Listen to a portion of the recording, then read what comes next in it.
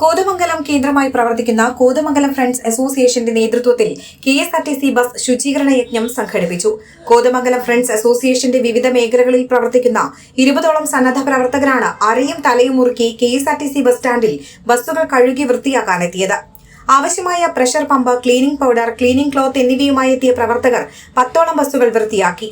President Roy Xavier, secretary Maridasan, treasurer Mariyadasan തുടങ്ങിയവരുടെ സാന്നിധ്യത്തിൽ municipal councillor advocate Shibu Kuriakose ബസ്സുകളുടെ ക്ലീനിംഗ് നിർവഹിച്ചുകൊണ്ട് ചടങ്ങിന്റെ ഉദ്ഘാടനം നിർവഹിച്ചു. ഫ്രണ്ട്സ് അസോസിയേഷന്റെ പ്രവർത്തനം സമൂഹത്തിന് മാതൃകയാണെന്ന് ഉദ്ഘാടകൻ ഷിബു കുര്യാക്കോസ് പറഞ്ഞു. ട്രാൻസ്പോർട്ട് ബസ് സ്റ്റാൻഡ് ഇന്ന് കഴുകി വൃത്തിയാക്കിക്കൊണ്ട് ഇന്ന് അതിന് തുടക്കം കുറിക്കുകയാണ്. വളരെ വലിയ ഒരു കാര്യമാണ് ഇന്ന് ഇവർ ചെയ്യുന്നത്. ഇതുപോലുള്ള പലവിധ കാരുണ്യ കാര്യങ്ങൾ ഇന്ന് ഈ കോതമംഗലത്തും പരിസര പ്രദേശത്തും ഇവർ ചെയ്തു വരുന്നു.